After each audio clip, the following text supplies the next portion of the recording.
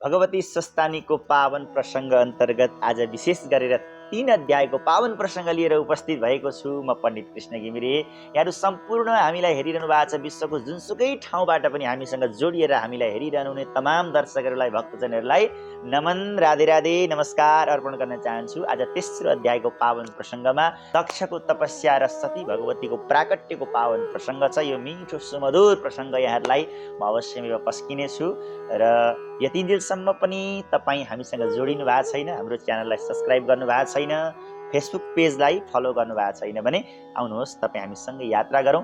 तपाईँहरूलाई हामी प्रत्येक दिन यस्तै मिठा मिठा भिडियोहरू, भगवानका पावन कथाहरू, प्रसङ्गहरू पस्किँदै जानेछौँ र विशेष गरेर बिहान 5:30बाट यहाँहरूलाई हामी स्वस्तानी भगवतीको पावन प्रसङ्ग त नियमित रूपमा पस्किरहेका छौँ र आज पनि तेस्रो अध्यायको पावन कथा यहाँहरूलाई सुनाउनेछौँ। त्योभन्दा पूर्व आउनुहोस्, हातमा पुष्प छ भने पुष्प लिनुहोस्, छैन भने मनलाई नै पुष्प बनाएर आउनुहोस्, भगवती स्वस्तानी एवं महादेवको प्रार्थना गरौँ र तत्पश्चातमा हामी 3 अध्यायको पावन कथालाई श्रवण गरौँला। यहाँहरूले पुरा कथालाई श्रवण गर्नुभयो भने मात्र यहाँहरूलाई पूर्ण फल मिल्छ। हजुरहरूले काम गर्दै भए पनि कहिले कहिले गृहस्थी जीवन होइन व्यस्त पनि रहन्छ, तर पनि मनमा भगवानको ध्यान गर्दै होइन मनले भगवानलाई सम्झिँदै मोबाइल छेउमा राखेर कथा बजाउँदै सुन्दै काम गर्नुभयो भने पनि हातमा काम मुखमा राम छुट्दैन। त्यो पनि यहाँहरूलाई वैकल्पिक उपाय मैले बताएको। सम्भव हुन्छ भने मजाले हात जोडेर दत्तचित्त भएर सुन्नुहोस्, सम्भव हुँदैन भने पनि त्यसरी पनि यहाँले श्रवण गर्न सक्नुहुनेछ। आउनुहोस् आज तेस्रो अध्यायको पावन प्रसङ्गमा प्रवेश गरौँ। यं ब्रह्मा वरुणेन्द्र रुद्रमरुतस्तुन्वन्ति दिव्यैस्तवै वेदैः साङ्गपदक्रमोपनिषदैर्गायन्ति यं सामगाः ध्यानावस्थिततद्गतेन मनसा पश्यन्ति यं योगिनो यस्यान्तं न विदुषुरासुरगणा देवाय तस्मै नमः। श्रीमच्चन्दनचर्चितोज्ज्वलवपुः शुक्लाम्बरा मल्लिका मालालङ्कृतकुण्डला प्रविलसन् मुक्तावली शोभिता सर्वज्ञाननिदानपुस्तकधरा रुद्राक्षमालाकरा वाग्देवी वदनाम्बुजे वसतु मे त्रैलोक्यमाता चिरम्। मूकं करोति वाचालं पङ्गुं लङ्घयते गिरिं यत्कृपातमहं वन्दे परमानन्दमाधवम्। नमो भगवते तस्मै व्यासायामिततेजसे यस्य प्रसादाद् वक्ष्यामि नारायणकथामिमाम्। नारायणं नमस्कृत्य नरं चैव नरोत्तमं देवीं सरस्वतीं व्यासं ततो जयमुदीरये। साष्टाङ्गं नमनं कृत्वा स्वस्थानीं परमेश्वरीं कथां सुधोपमां दिव्यः श्रुत्वाभीष्टफलं लभेत्। कुमारजी आज्ञा गर्नुहुन्छ, हे अगस्त्य मुनि, अब म सती देवीको प्रसङ्ग विस्तारपूर्वक सुनाउँछु। ध्यान दिएर सुन्नुहोस् हजुरले। परापूर्व कालमा कुनै कल्पमा ब्रह्माजीका मोहमा परेको देखेर शिवजीले ब्रह्माजीको उपहास गर्नुभयो। यस्तो देखेर ब्रह्माजीको शिवप्रति क्षोभ उत्पन्न भयो। मनमा अशान्ति लिँदै ब्रह्माजीले दक्षराज मुनिका पासमा पुग्नुभयो र भन्नुभयो, हे पुत्र, तिमीले यस्तो उपाय गर जसबाट माया र मोहबाट टाढा रहेका शिवले राम्रो रूप र गुणले युक्त भएकी कुनै स्त्रीको पाणी ग्रहण गरून्, जसद्वारा तिनलाई मोह जालले घेरोस्। किनकि मलाई स्त्रीका साथ माया मोहमा परेको देखेर उनले मेरो उपहास गरे। दक्षले ब्रह्माजीका यी कुरा सुनेर आफ्ना छेउमा रहेका कामदेव र उनकी पत्नी रतिलाई शिवजीलाई सकाम पार भनेर आज्ञा दिनुभयो। त्यति बेला भगवान शिवजी निष्काम भाव लिएर एकान्त स्थलमा बसेर तपस्या गर्न लाग्नु भएको थियो। वसन्त, मलय, वायु आदि आफ्ना अस्त्र शस्त्र लिएर कामदेव त्यहाँ गए जहाँ तपस्यामा लीन हुनुभएका निर्गुण भगवान शिवजी हुनुहुन्थ्यो। उहाँलाई कुनै उपाय गर्दा पनि कामदेवले मोहमा पार्नै सकेनन्। यो देखेर शिवलाई कसरी कुनै सुन्दरी स्त्रीलाई सधर्मणी बनाइदिउँ भन्ने इच्छाले ब्रह्माजीले विष्णुको स्मरण गर्नुभयो र भगवान विष्णुले दर्शन दिएर भन्नुभयो, हे ब्रह्मा, मैले तपाईँका मनको भाव बुझेँ। तपाईँले माता भवानीको सेवा र तपस्या गर्नुहोस्। ती देवी प्रसन्न भएर लोकमा कसैकी पुत्री भएर जन्मनु हुनेछ अनि शिवजीले तिनै देवीसित विवाह गर्नुहुनेछ। हे ब्रह्मा, आफ्नै शक्तिले लीला विहार गर्ने भएका निर्गुण ब्रह्म शिवले सृष्टि गर्ने काम तपाईँ ब्रह्मालाई पालन गर्ने काम म विष्णुलाई र संहार गर्ने काम स्वयं रुद्रलाई दिनुभएको छ। भगवती उमाका पनि 3 रूपमा सरस्वती ब्रह्मालाई, लक्ष्मी विष्णुलाई र सती स्वयं रुद्रलाई भावी पत्नीका रूपमा राख्नु भएको छ। अब सतीको अवतार हुनेवाला छ, उहाँ नै शिवकी पत्नी हुनुहुनेछ। यति भनेर भगवान विष्णु अन्तर्ध्यान हुनुभयो अनि ब्रह्मा पनि फेरि गएर दक्षलाई भन्नुभयो, हे दक्ष, तिमीले सती दुर्गाको तपस्या गरेर उनलाई पुत्री रूपमा प्राप्त गर्ने वरदान माग। त्यसपछि आफ्ना पिता ब्रह्माको आज्ञा पाएर दक्षले क्षीर सागर उत्तर किनारमा बसेर जगदम्बिकालाई पुत्री रूपमा प्राप्त गर्नका निमित्त उनको प्रत्यक्ष दर्शन पाउने इच्छाले नियमपूर्वक 3000 वर्षसम्म कठोर तपस्या गरे। दक्ष प्रजापतिका तपस्याबाट सन्तुष्ट भएकी देवीले प्रसन्न भएर दर्शन दिनुभयो। सिंहमा चढेकी श्याम वर्णको अङ्ग कान्ति भएकी सुन्दर मुखमण्डल भएकी 4 हातमा वरद र अभय मुद्रा लिन कमल र खड्ग लिएकी यस्ती देवीलाई देखेर हर्षले गदगद हुँदै दक्षले परमेश्वरीको स्तुति गरे। प्रसिद्ध भगवत्याध्ये प्रसिद्ध शिवरूपिणी प्रसिद्ध भक्तवरदे जगन्माये नमोस्तुते। यस्ता प्रकारले विभिन्न स्तुति गरेपछि भगवतीले प्रसन्न भएर हे दक्ष वर माग भन्नुभयो। भगवतीको आज्ञा सुनेपछि दक्ष प्रजापतिले प्रणाम गर्दै भने, हे महामाया, मेरा मालिक जो भगवान शिव हुनुहुन्छ, उहाँ पूर्ण अवतार हुनुहुन्छ। कुनै पनि स्त्रीले उहाँलाई मोहित पार्नै सक्दैनन्। यसो हुँदा तपाईँले मेरी पुत्री भएर जन्म ग्रहण गरिदिनुहोस् र महादेवकी पत्नी भइदिनुहोस्। म यही वर माग्छु जसबाट लोकको कल्याण हुनेछ। हे देवी, भगवान ब्रह्माका प्रेरणाद्वारा म यहाँ आएको हुँ। माता, तपाईँ हरमोहिनी भइदिनुहोस्। र दक्षका यी वचन सुनेर देवीले भन्नुभयो, हे दक्ष प्रजापति, तिमीले मागेको इच्छित वर म अवश्य दिनेछु। यद्यपि म महेश्वरी हुँ तापनि यति बेला तिम्रा भक्तिका अधीनमा भएकी छु। म तिम्री पुत्रीका रूपमा अवतार लिएर महादेवकी पत्नी हुनेछु। यसमा संशय नमान। प्रत्येक जन्ममा भगवान शिव नै मेरा स्वामी हुनुहुन्छ। म शिवकै दासी अनि प्रिया हुँ। कुनै पनि भक्तले मेरो आराधना गरी मलाई प्रसन्न पार्छन् भने म तिनलाई इच्छित वर अवश्यमेव दिनेछु। सात्विक भावमा रहेर मेरो भक्ति गर्ने जनको मनोकामना अवश्य पूरा गरिदिनेछु।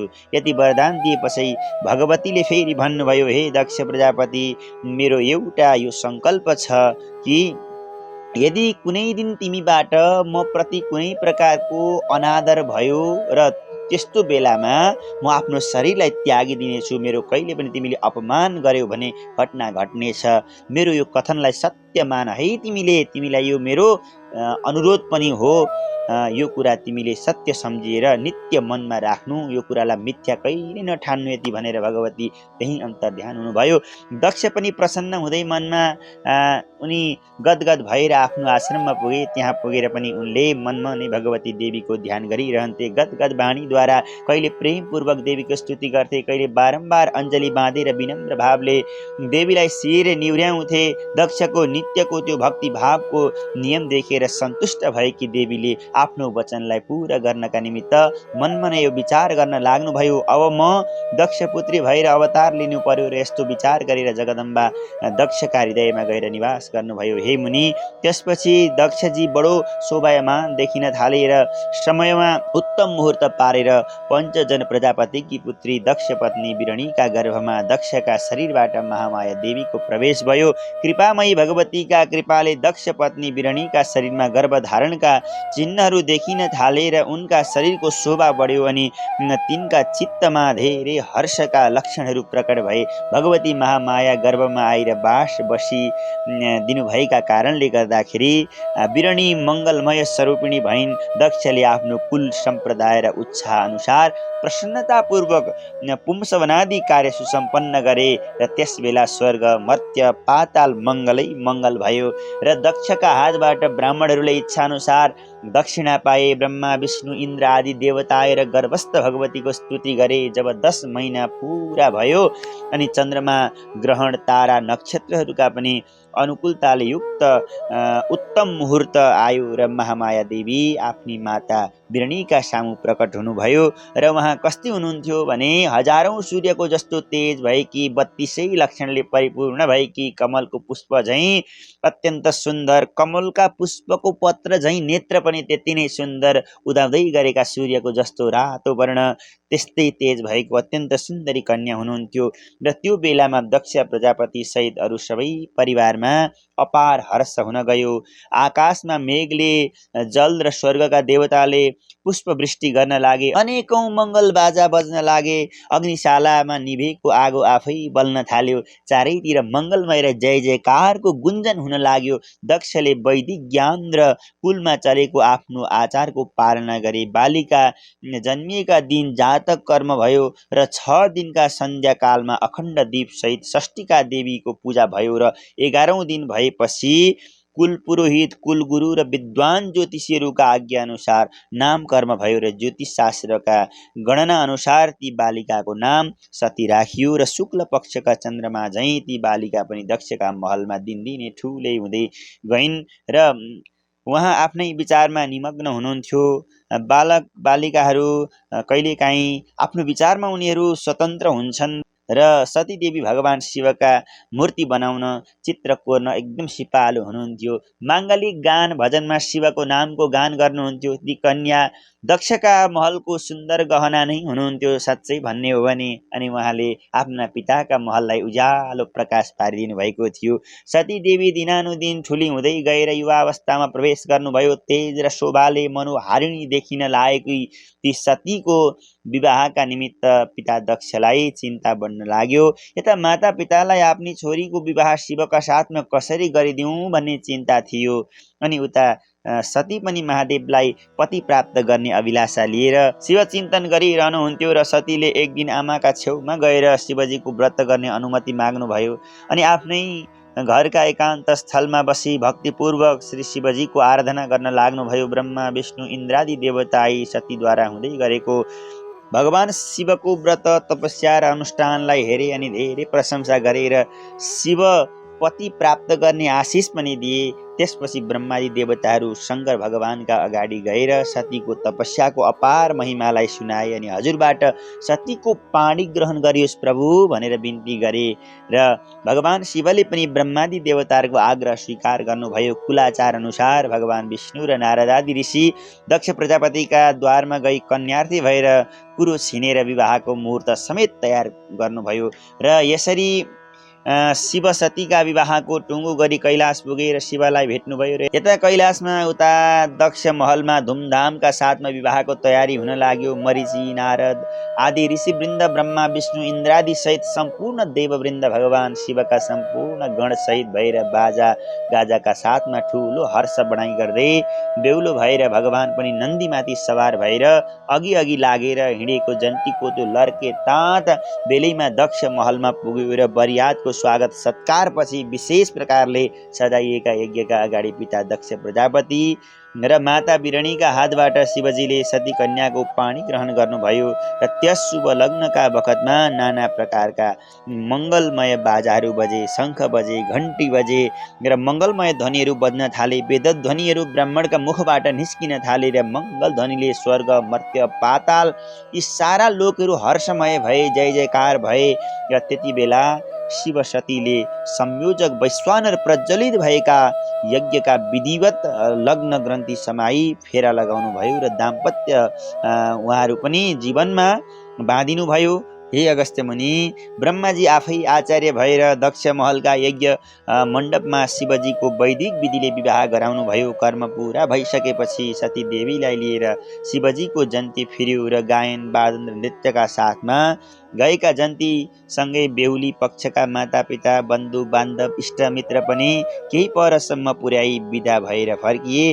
भगवान शिव र सती देवीलाई कैलाशका शिखरमा पुर्याएर ब्रह्मादि देवता पनि आफ्ना आफ्ना लोकमा जानुभयो र शिवजीको यो माङ्गलिक शुभ विवाहको आख्यानलाई भक्ति र प्रेमपूर्वक सुनेमा पुरुषहरू शूरवीर र सत्वगुणी हुनेछन्, नारीहरू सौभाग्यवती हुनेछन्, विवाह हुन लागेका वर कन्या पनि सुख र सौभाग्य सुशीलता सदाचार आदि सद्गुणले युक्त आफ्ना जीवनसाथीलाई पाउनेछन्, अन्य श्रोताहरूको पनि मनोकामना पूर्ण हुनेछ, लोकका दुःख कष्ट रोग व्याध सबै नाश हुनेछन्। हे मुनि, शिव सतीलाई कैलाशमा पुर्याएर सबै देवता आफ्ना आफ्ना लोकमा गएपछि शिव र सती कैलाशपुरीको बाटो लाग्नुभयो। जाँदा जाँदै बाटामा श्री महादेवबाट सतीलाई आज्ञा भयो, हे सुन्दरी, तिमी देवी कुमारी छौ, कोमलाङ्गी छौ, बाबाका घरमा सुखले पालिएकी हौ, यस्तो अप्ठ्यारो बाटो अनि कठाङ्ग्री र जाडामा काम्दै काम्दै हिउँको बाटो कति कष्ट होला है भन्नुभयो। थकाइ मार्दै मार्दै जाउँ। पतिदेवको आफूमाथि भएको मिठो वचन सुनेर सती देवीले पनि भन्नुभयो, हे स्वामी, म भर्खरकी छु, हिँड्न सक्छु नि, मेरो उमेरको दृष्टिले हजुरलाई त हिँड्न गाह्रो पर्यो होला, हजुर मभन्दाले वृद्ध नै हुनुहुन्छ, बिस्तारै हिँडी बक्सियोस् है भन्ने कति मजाले अनि अरू पनि धैर्यका कुरा गरेर सती देवीले पतिलाई सन्तोष दिलाउनु भयो। आफूलाई युवती र पतिलाई भने वृद्ध झैँ देखेर मनमा अनेकौं तर्कना र चिन्ता लिएकी सतीले पतिको साथ नछोडी हिँड्न लाग्नुभयो र जाँदा जाँदै दिव्य कैलाश नजिकमा पुगेपछि सती देवीको चरित्र हेर्ने इच्छा भएका महादेवले कैलाशको शिखरमा खरले छाएको एउटा सानो कुटीको निर्माण गरेर सतीसित भन्नुभयो, हे देवी सती, हाम्रो घर यही हो है भनी त्यो झुप्रो देखाउनु भयो र भन्नुभयो, हे प्रिय, भित्र गएर केही खाऊ र थकाइ मार, म पनि धेरै गलेको छु, एकछिन बाहिर नै सुत्छु भनेर भगवान पनि त्यही सिक्कामा त्यही भगवान बस्नुभयो र सती देवीलाई खरले छाएको सानो झुप्रो घर देख्दा आफ्ना बाबाको घर याद आयो, ठुलो घर, सुख सुविधा सबै याद आयो, मनमा ज्यादै विषाद पनि मान्नुभयो। त्यस्ता महलमा बसेकी मलाई आज यस्ता घरमा आइबस्नु परेको छ भनेर दुवै आँखाबाट आँसु झार्दै मन पनि साह्रै दुखी भयो र आफ्ना निधारमा भावीले जे लेखेको छ त्यो कसैले टार्न सक्दैन, जे छ त्यो बेहोर्नै पर्छ भन्ने त्यो शाश्वत ध्रुव सत्यलाई स्वीकार्नुभयो र विचार गर्नुभयो, अब सुर्ताएर पनि हुनेवाला केही पनि छैन। अनि आँसु पुछेर केही बेरपछि घरभित्र बसेर हेर्दा कुना काप्चा र भित्ता अनि छानातिर माकुराको जालो मात्रै छ देखेर पनि कुच्चाले कसिगर लगाउनु भयो। अनि पति बिउजिएपछि के खान दिने होला भनी कुना कानी हेर्दा त कतै पनि खानेकुरा पनि छैन। चित्तलाई आकुल पार्दै बाहिर गएर स्वामीका पाउमुनि बस्नुभयो। घरमा आइपुगेका 4 दिनपछि मात्र महादेवको निद्रा टुटेछ। ध्यानमा बस्नुभएछ महादेव त अब ध्यानीलाई के र भगवान त त्यही महादेव बस्नुहुन्थ्यो ध्यानमा। त्यो देखेर मनमा साह्रै माया लाग्यो र तापनि रिसाए जस्तो गरी भन्नुभयो, दक्षपुत्री सती, तिमीले केही खायौ कि खाएनौ? भोक लागेन? आफ्ना स्वामीका यस्ता कुरा सुनेर नारीमा हुनुपर्ने नम्रता र पति भक्ति आदि गुणले युक्त भएकी सती देवीले उज्यालो हँसिलो मुख लगाएर महादेवका मुखतिर हेर्दै भन्नुभयो, हे स्वामी, थकाइले गर्दा हजुरलाई साह्रै निद्रा लागेछ, हजुर शयन गरिबस्नु भएको थियो र बिउजाउन मन लागेन र म सुतेकी पनि छैन, हजुरकै छेउमा बसेर हजुरको सेवा गरिरहेकी छु। अब हजुरले के खाइबक्सिन्छ? हजुर के खानुहुन्छ प्रभु? मैले त भडारमा भएका मिठाईहरू खाएँ भन्नुभयो। रूपकी अति राम्री, त्यसमा पनि नाना श्रृङ्गारले सजिएकी र रिस र अरू अवगुणलाई पैताला मुनि दबाएकी ती पतिव्रता सतीले भनेका कुरा सुनेर नारीमा हुनुपर्ने सम्पूर्ण गुण भएको बुझेर करुणामय महादेवले भन्नुभयो, हे प्रिय, यहाँ के थियो र खायो? यो त हाम्रो घर हो। त्यो घरले बारेको भित्तो च्यातेर हेर त, पल्लापट्टि हाम्रो घर छ। पतिको कुरा सुनेर सतीले भन्नुभयो, हे स्वामी, भएको घरलाई भत्काएर नभएको घर कहाँ हेर्नु? म स्त्री जाति र हजुरको यो उमेर, अनि घर भत्काएपछि फेरि कसले बनाइदेला र प्रभु? सती देवीका कुरा सुनेर महादेवले घरको भित्तालाई लात्तले हानेर हटाइदिनु भयो र त्यहाँ हेर्दा त दिव्य कैलाशपुरीको दर्शन गराउनु भयो। धेरै रत्न धातु मणि माणिक्य आदिले सुशोभित चिन्तामणि र कल्पवृक्ष आदिले बेष्टित दिव्य कैलाशपुरीको रमाइलो र शान्त स्थानमा सुवर्णले नै बनाइएको त्यति राम्रो घरलाई देखेपछि अति प्रसन्न भएकी सती देवी आफ्ना बाबाको भन्दा पनि सुन्दर र उत्तम घर देखेर हर्षले गदगद हुनुभयो र त्यसपछि कल्याण रूप धारण गर्ने भएका महादेवले आँगनका माझमा मण्डलाकार पारेर गाईका गोबर लिप्ने आदेश दिनुभयो र आदेश अनुसार लिपिसके पछाडि महादेवले त्यो मण्डलाकार भित्रबाट सती देवीलाई आफ्नो कल्याणमय रूप देखाउनु भयो र कपुर जस्तो स्फटिक वर्ण अनि करुणाका मूर्ति संसारका सार नागका हार लगाउनु भएका र सम्पूर्ण साकार रूप भगवानले दर्शन गराउनु भयो। यस्तो विश्वम्भर मूर्तिको दर्शन पाएर सती देवीले फुलको माला र बिल्वपत्रको गुच्छा सहित लिएर बिल्वपत्रले पूजा गरेर भगवानको परिक्रमा गर्नुभयो र कमल पुष्प सहित सुवासित फुलको माला पतिका गलामा पहिराएर पाउमा साष्टाङ्ग प्रणाम गर्नुभयो। यसरी ती सती देवी शिवकी शक्ति रूप भएर कैलाशपुरीमा रहन लाग्नुभयो। श्री स्कन्द पुराणे केदारखण्डे माघ महात्म्ये कुमार अगस्त्य संवादे श्री स्वस्तानी परमेश्वरी व्रत कथायाम शिवसती विवाह नाम गरेको यो तृतीय अध्यायलाई यही विश्राम। आउनुहोस् अब हातमा पुष्प लिएर ध्यान गरौँ, पुष्पाञ्जली गरौँ र भोलि यहाँहरूलाई 4 अध्यायको पावन प्रसङ्गमा दक्षको श्राप तथा त्रिपुरदाहको पावन वर्णन म अवश्यमेव पस्किनेछु। अहिले भने आउनुहोस् पुष्पाञ्जली गरौँ। ओम उपनयतु मङ्गलं व सकल जगन्मङ्गलालय श्रीमां दिनकर किरण नवोदित नवनलिन दलनिभेक्षणः श्रीकृष्णः काले वर्षतु पर्जन्यः पृथिवी सस्यशालिनी देशोऽयं क्षोभरहितो ब्राह्मणा सन्तु निर्भयाः अपुत्रा पुत्रिणः सन्तु पुत्रिणः सन्तु पौत्रिणः निर्धनः साधना सन्तु जीवन्तु शरदां शतम् तत्रैव गङ्गा यमुना च तत्र गोदावरी सिन्धु सरस्वती च तीर्थानि सर्वाणि वसन्ति तत्र यत्र चितोदार कथा प्रसंग या कुन्देन्तु तुषारहार धवला या शुभ्रवस्त्रावृता या वीणा वरदण्ड मण्डितकरा या श्वेत पद्मासना या ब्रह्माच्युत शंकर प्रभृतिभिर्देवै सदा वन्दिता सा मां पातु सरस्वती भगवती निःशेषजाड्यापहा कायेन वाचा मनसेन्द्रियैर्वा बुद्ध्यात्मना वा नश्रिते स्वभावात् करोमि यद्य सकलं परस्मै नारायणायेति समर्पयेत् अनन्यचेतसा भक्त्या श्रुतं यच्च कथामृतं समर्पयामि तत्सर्वं स्वस्थानीं परमेश्वरीं। श्री स्वस्थानी परमेश्वर्यै नमो नमः।